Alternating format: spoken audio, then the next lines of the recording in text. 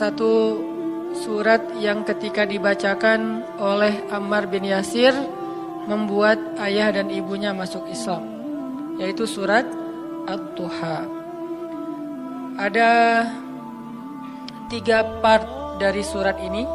Part pertamanya intinya adalah ma wadda'aka rabbuka wa ma qala. Di situ Allah seolah-olah ngasih tahu ke kita supaya kita jangan berputus asa, supaya kita jangan merasa kesepian, supaya kita jangan patah semangat, supaya kita jangan pesimis, supaya kita jangan pundung. Kenapa? Siapapun boleh meninggalkan kita, tapi Allah gak pernah ninggalin kita. Pasangan kadang-kadang kalau lagi ngambek boleh gak baca WA kita sampai 3 hari, tapi Allah gimana pun kita bikin dosa, kita berdoa Allah masih dengar kita. Orang lain bisa aja ninggalin kita karena ada hal yang gak nyaman. Allah itu sering dapat hal yang gak nyaman loh dari kita, tapi gak pernah ninggalin kita. Rasa-rasanya gak ada cinta yang lebih sejati dan pastinya kecuali cinta dari Allah kepada hambanya. Bahkan seorang ibu aja gak bisa nandingin cinta Allah kepada kita. Padahal ibu udah paling baik ya. Gak ada lagi orang yang lebih berjasa dalam hidup kita selain ibu kita di antara manusia setelah Rasulullah pastinya. Kecuali ibu kita sendiri yang udah mengandung kita dalam keadaan wahnan ala wahnin, kepayahan demi kepayahan, melahirkan dengan resiko nyawa, menyusui 2 tahun lamanya, membesarkan dengan segala bentuk pengorbanannya. Ternyata itu gak ada apa-apanya dibandingkan dengan cinta dan kasih sayang Allah kepada kita. Ibu kita bisa kecewa walaupun dia sayang banget sama kita. Ibu kita bisa aja marah walaupun dia sayang banget sama kita. Bahkan ibu kita bisa aja bikin kita sedih atau terluka atau kecewa walaupun dia orang yang paling berjasa dalam hidup kita. Tapi Allah enggak. Sehingga Allah bilang ma wadda'aka rabbuka wa ma qala. Ketika kamu merasa ditinggalkan oleh banyak orang, Allah enggak pernah ninggalin kamu. Ketika kamu merasa dicuekin oleh banyak orang, Allah enggak pernah cuekin kamu. Buktinya ketika kita banyak dosa pun berdoa Allah masih mengijabah. Apalagi kalau kita taat. Itu part pertama dari surat Ad-Duha. Dan ini kita coba jadiin kayak motivasi hidup kita teman-teman. Ketika kita lagi lemah, ketika kita lagi drop, kita baca ma wadda'aka rabbuka wa ma qala. Kalau kita mengaku Allah hasbi, cukup buat saya Allah, hasbi Allah, hasbunallah, berarti kalimat itu harusnya kalimat motivasi banget. Terjemahan dari kalimat itu banyak. Ma wadda'aka rabbuka wa ma qala bisa diterjemahkan la tahzan innallaha ma'ana. Bisa. Ma wadda'aka rabbuka wa ma qala bisa diterjemahkan dengan kalimat fa inna ma'al usri yusra. Ma wadda'aka rabbuka wa ma qala bisa diterjemahkan inni ma'akuma asma'u wa ara. Aku bersama kamu berdua wahai Musa dan Harun, asma'u wa ara. Mendengar dan melihat. La takhafa, jangan takut wahai Musa dan Harun. Idhaba ila Fir'aun, pergilah kamu berdua kepada Fir'aun. La takhafa, inni ma'akuma asma'u wa ara. Aku yang akan memantau apa yang terjadi pada diri kalian.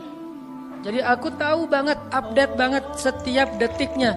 Bahkan sebelum terjadi, aku sudah mempersiapkan perisai untuk melindungi kalian. La takhafa, jangan takut. Itu terjemahan-terjemahan yang banyak di Al-Quran tentang kalimat ma wadda'aka rabbuka wa ma qala. Atau mungkin kita bisa challenge diri kita sendiri ya. Ketika kita tilawah Al-Quran secara acak, cari ayat terjemahan atau bahasa lain dari ma wadda'aka rabbuka wa ma qala. Coba cari di Al-Baqarah, cari di Ali Imran, itu banyak banget kalimat ma wadda'aka rabbuka wa ma qala.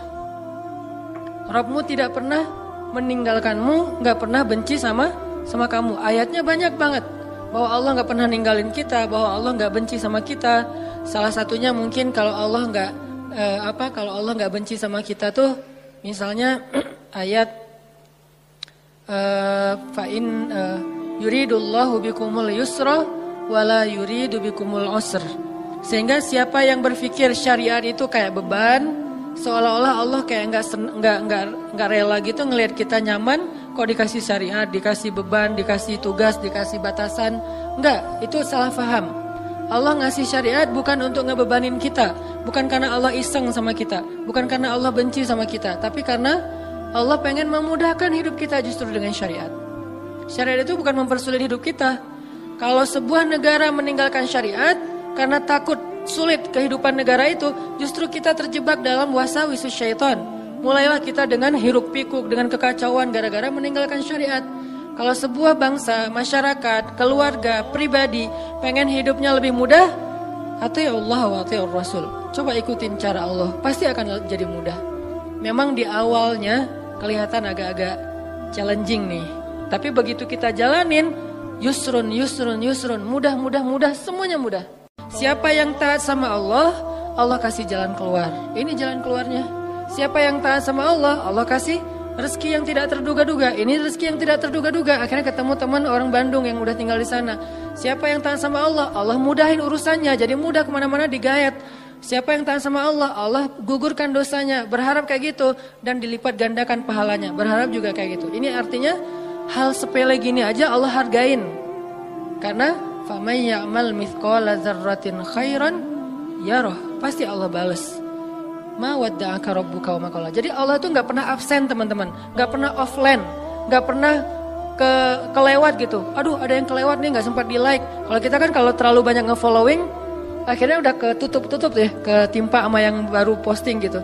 Kadang-kadang karena saking banyaknya kita nge-following, pasangan sendiri nggak pernah di like. Kenapa? Dia posting ketimpa lagi. Kok kamu nggak pernah nge-like postingan aku? Emang kamu posting? Kamu gitu banget ya sama aku? Akhirnya rame gitu kan ya. Padahal kita nggak ngelihat, soalnya ketutup sama postingan yang baru-baru. Allah nggak pernah gitu. Allah nge-following semua hambanya, bahkan lebih dekat daripada urat lehernya. Wa huwa ma'akum aina ma kuntum. Bersama dengan kalian, membersamai kalian dimanapun kalian berada. Tapi ketika kita post adegan-adegan kehidupan kita, nggak pernah ada yang ketimpa dan kelewat sama Allah untuk di like, untuk di komen, untuk di repost. Bahkan Umar di repost oleh Allah di Al-Quran kata-katanya. Ini artinya Allah la ta'khudhuhu sinatun wala naum kulla yaumin huwa fi sya'an ma wadda'aka rabbuka wa ma qala. Ini jadi penyemangat teman-teman. Gak usah khawatir untuk taat. Kita bikin dosa aja Allah masih maafin kita. Apalagi taat, Allah pasti akan menghargai kita.